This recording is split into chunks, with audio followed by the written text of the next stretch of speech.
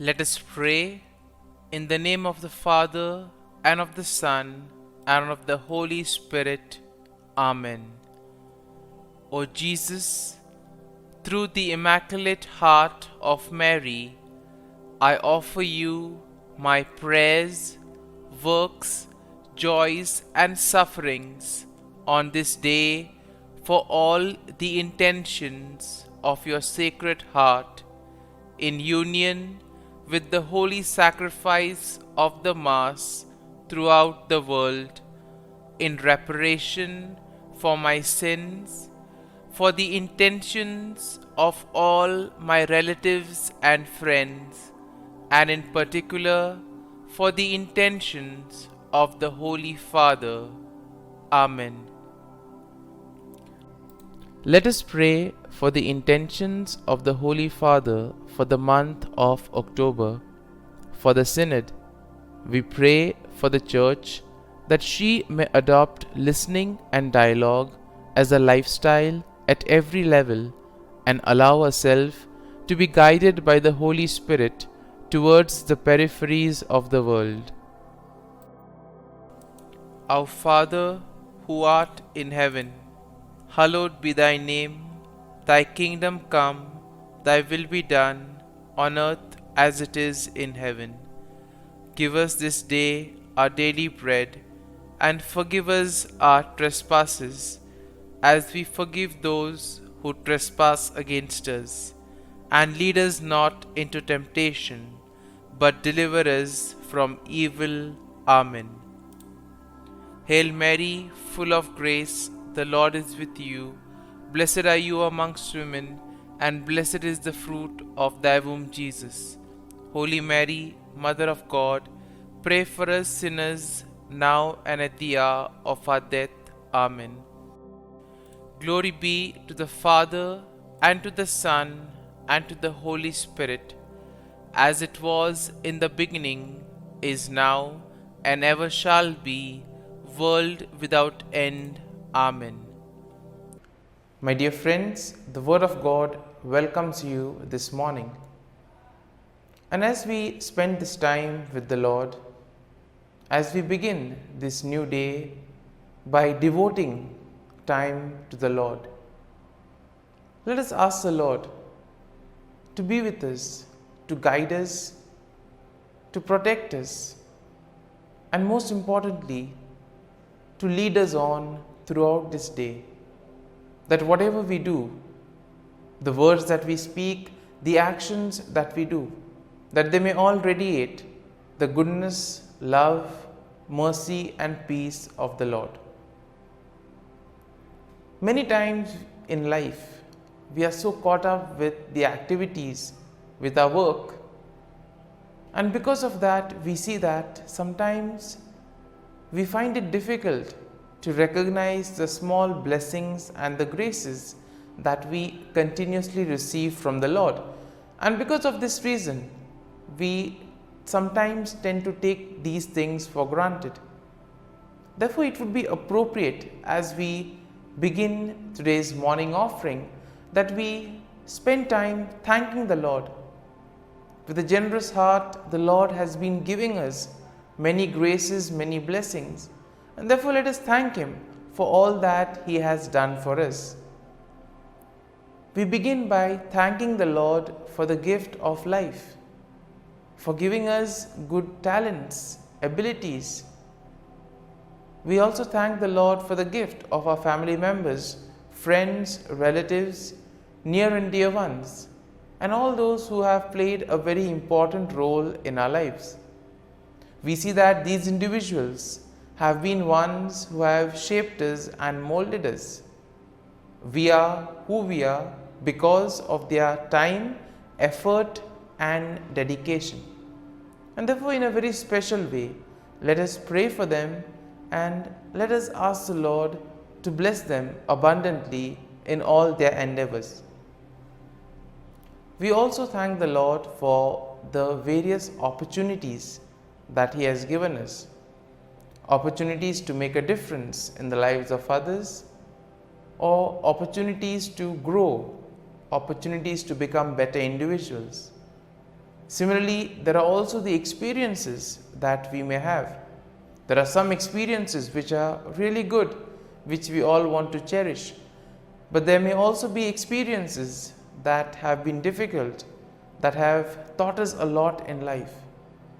It is these experiences which may have been harsh, which may have been difficult, but these have made us stronger, have made us understand better our purpose in life.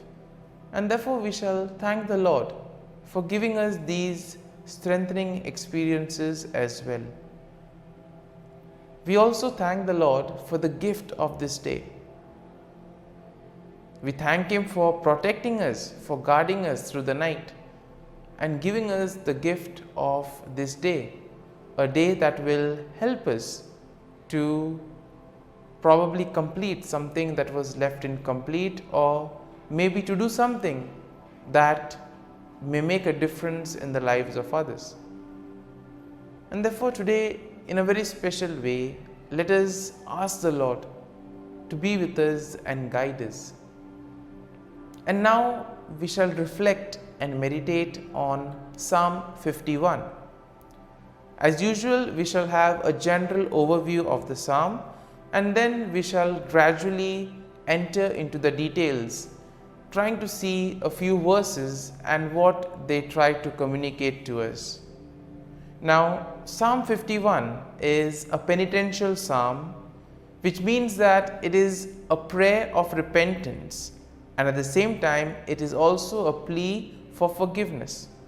It is attributed to King David, who wrote it after he was confronted by the prophet Nathan about his sin with Bathsheba.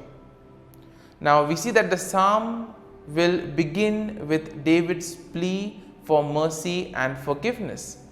And overall, one can say that Psalm 51 is a powerful example of repentance and a plea for God's forgiveness. This psalm reminds everyone that our sin is not just an action, but it is an offense against God's holiness and righteousness.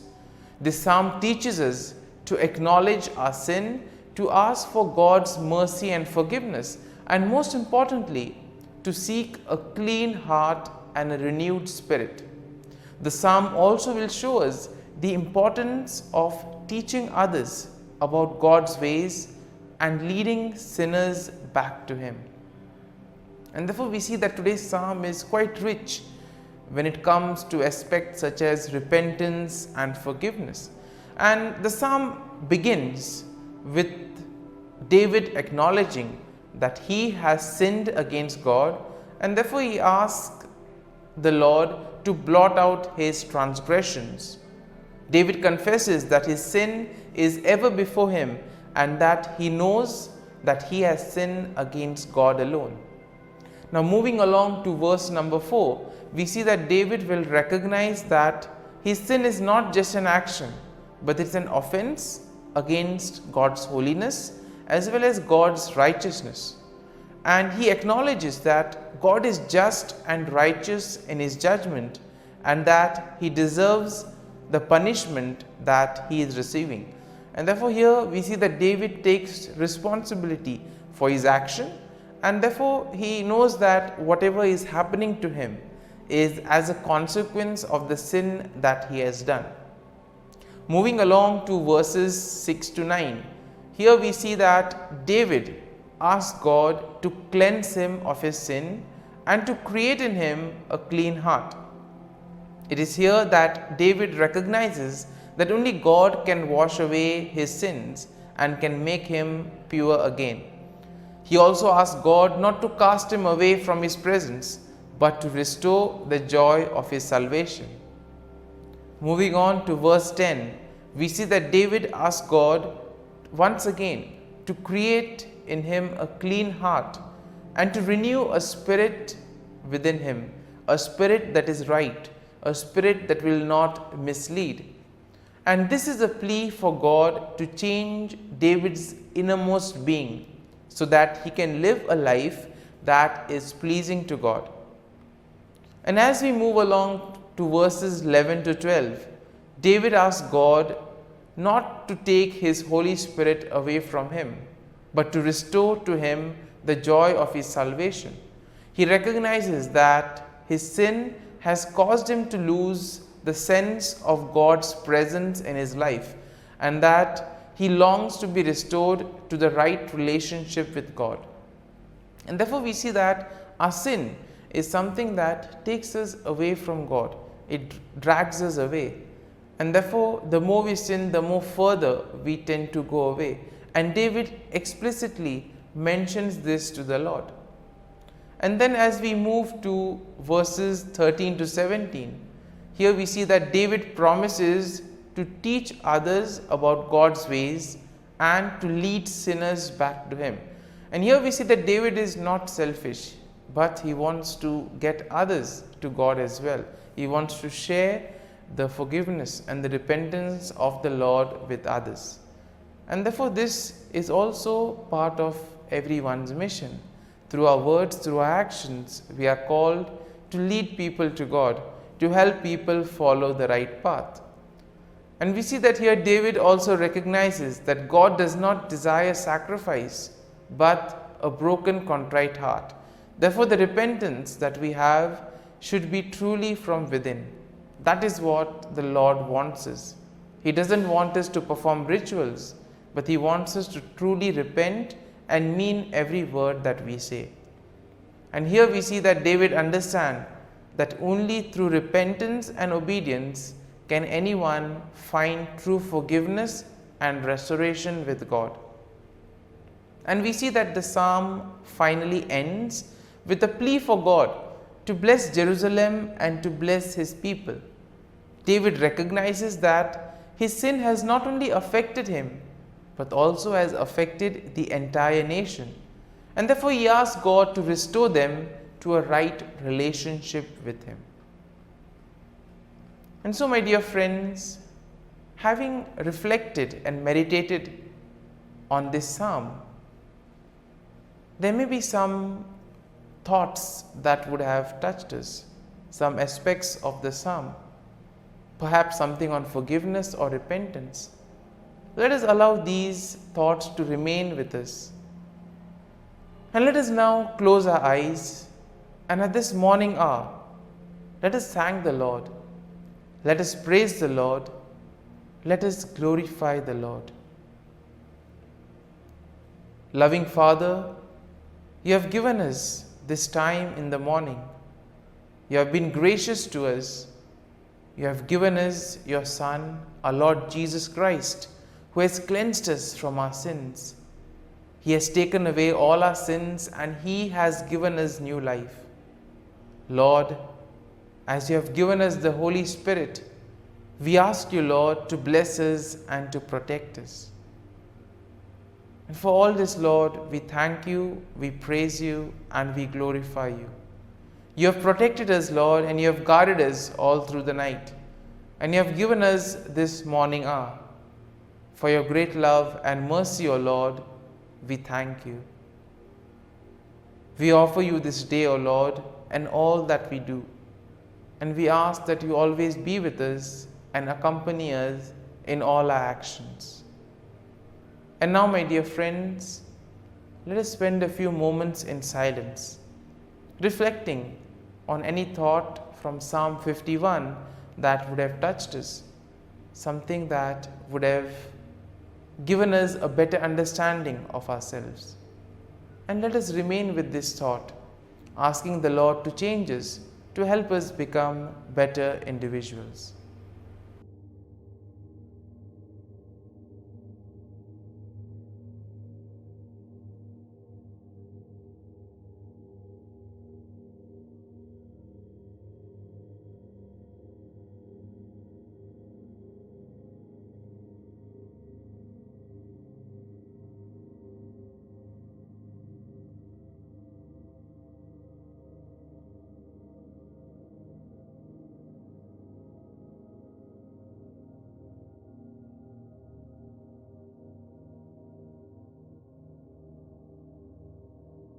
Prayer to Saint Michael the Archangel for protection.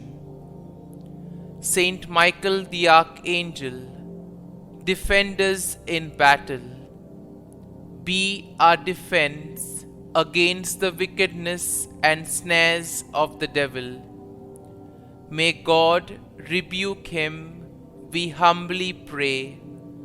And do thou, O Prince of the heavenly hosts, by the power of God, thrust into hell Satan and all the evil spirits who prowl about the world, seeking the ruin of souls.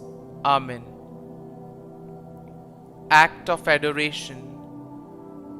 O Sacrament most holy, O Sacrament divine, all praise and all thanksgiving be every moment thine. Saint Gertrude Prayer for souls in purgatory.